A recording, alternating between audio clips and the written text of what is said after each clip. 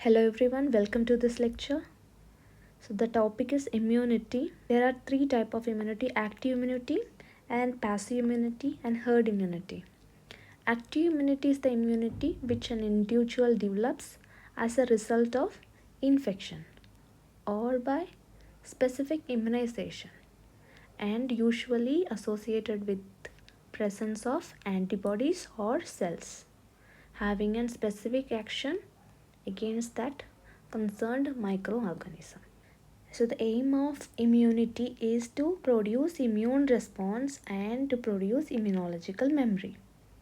Active immunity is occurred through infection or by immunization. Infection can be clinical infection or subclinical infection, and through immunization, that is vaccination. So after infection we develop immunity. Some of the infection can produce lifelong immunity.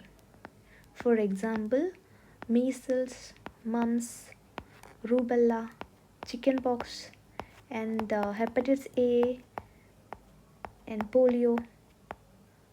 These, once we get the disease, we'll be having lifelong immunity so that we won't get the infection later in life. And some of the infection produce no immunity. Example, tetanus. And some may produce the partial immunity. For example, COVID, influenza, cholera, typhoid, etc. Active immunity, we have primary immune response and secondary immune response. Primary immune response after the administration of usually first dose of the vaccine or when we are exposed to antigen for the first time. So there will be a latent period of induction of 3 to 10 days. After those 10 days, body will start to develop IgM antibodies. So it will be there in our serum for 2 to 3 days and then will come down. Then if the stimuli is strong enough, our body will produce IgG antibodies. So it will last, it will go peak in 7 to 10 days and then decline. It will take weeks or months to decline. The main function of this primary immune response is produce immunological memory. So all the immune responses based on the dose of the antigen or route of the antigen or nature of the antigen or adjuvants of the antigen, genetic or nutritional status or coexisting disease all influence the primary immune response. So in the graph, this one antibody concentration, here primary response. After latent period of induction, IgM start to come and decline. IgG start to appear and after months to years it will decline. Now secondary immune response, usually after the booster. So there will be faster immunoglobulin production and then more immunoglobulin production will be there, and then it will be long duration, and then the antibodies will be having high antigen binding capacity. This is how after immunization or after entry of infectious agent in our body, primary immune response and then secondary immune response all together cause immunological memory and immune responses to fight against that organism. Now there are cellular immunity responses there, humoral immunity is there, mixed immune responses there. So cellular immunity, that is cytotoxic T cell mediated. There are CD4 cells, CD8 cell and memory cytotoxic T cells. This cytotoxic T cell release cytotoxic factor and kill the organism and activate mononuclear inflammatory response. Can activate the macrophages. Macrophage will engulf the infectious agent. If it is not controlled by macrophage, then it will be presenting it to cytotoxic T cell that may destroy the agent.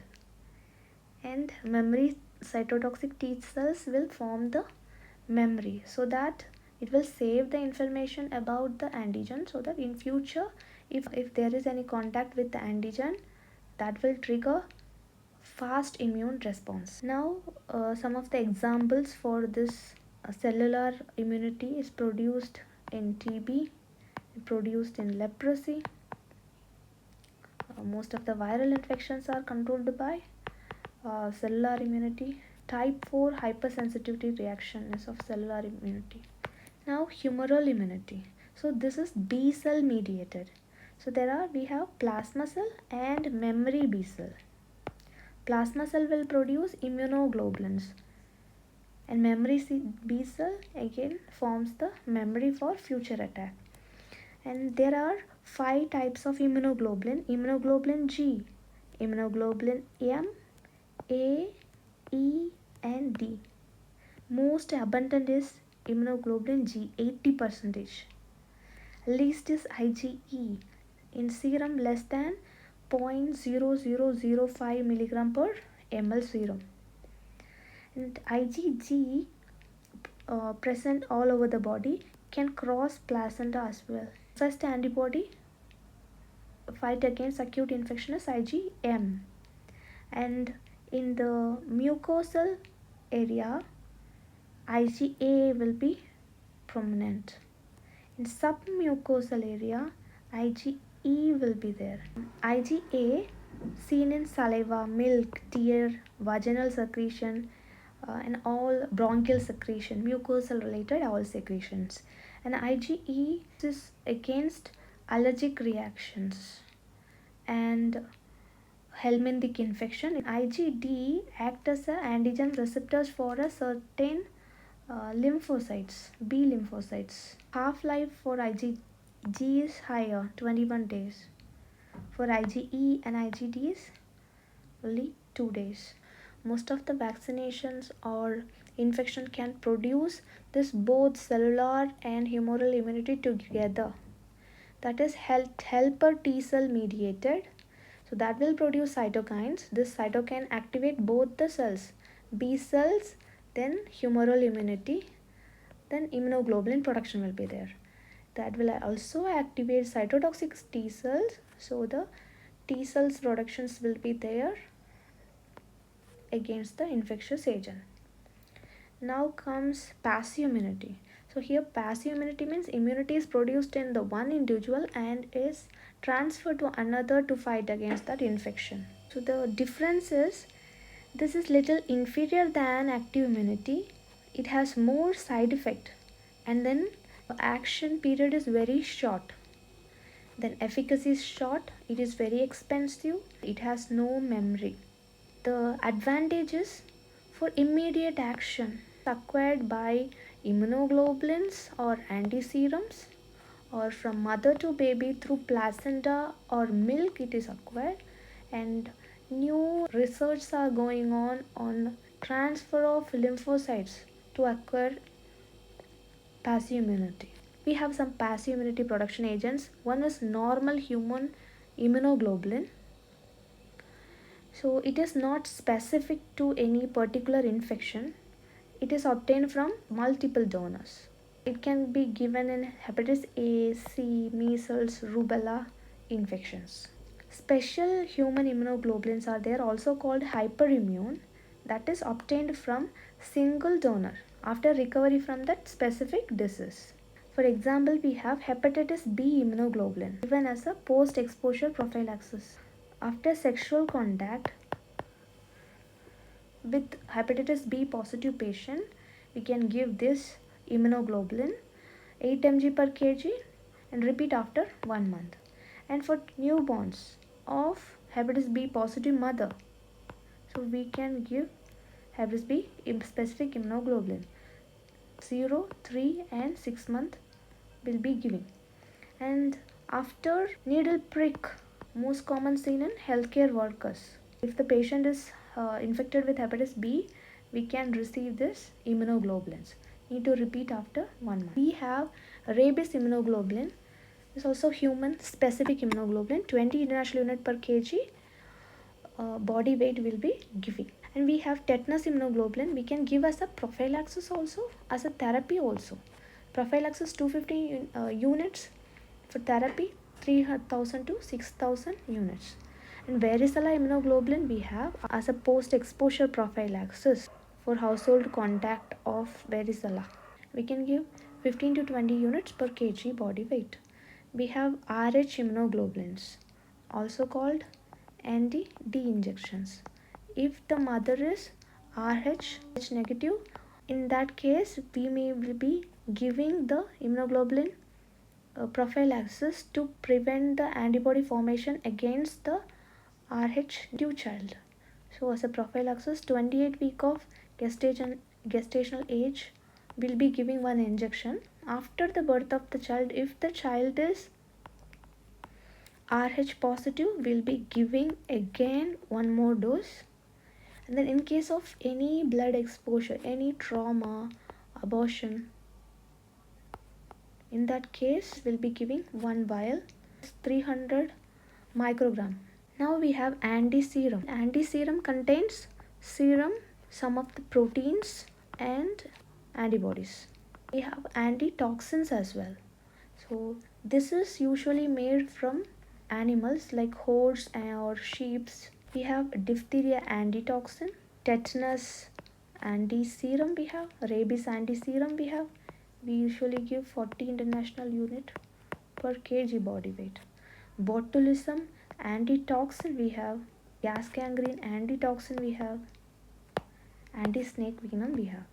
Last topic is about herd immunity. Herd immunity is also called community immunity. When a portion of population is immunized and giving protection to the non-immune people, it's called herd immunity. Herd immunity acts as a immunological barrier. This is usually transmit one person to another. When most of the population is immunized, it won't further transmit the disease, so that it is breaking the transmission. And the contributors of this herd immunity, it can be obtained when we get disease in that particular area where most of the people will be having the immunity. And then second one is immunization of the herd. Third one, herd structure, population density. Ongoing immunization program will keep high herd immunity. This halts the epidemic, control the disease. In herd immunity has some role in disease elimination as well. Herd immunity has big role in these diseases: measles, mumps, rubella, COVID, polio, etc. Herd immunity is determined by serological surveys, also called serological epidemiology. Now, herd immunity threshold. Minimum proportion of immune individual to stop transmission. We need to vaccinate this much individuals so that it can stop the transmission. So it is depend on the virulence of the disease, that is severity of the disease. If the disease is severe, herd immunity threshold we need is high. Efficacy of the vaccine also plays the role, and contact pattern of the population also plays the role. For example, in measles has high immunity, herd immunity threshold, that is 95%. If we wants to break the transmission, we need to do immune coverage of 95%. So some disease has 80% immune threshold. 80% people, if we vaccinate, we can control the transmission of the disease. That's what it means. So we have studied about the immunity, type of immunity, active immunity and passive immunity, and herd immunity. In active immunity, we have acquired through infection or vaccine. And passive immunity or mother to child immunoglobulins or anti-serum. Herd immunity usually during the clinical and subclinical infection due to vaccination as well. So in active immunity, we have primary immune response and Secondary immune response. We have studied cellular immunity and humoral immunity. Combined action. In passive immunity, we have studied about normal human immunoglobulin, specific human immunoglobulin, and then anti-serum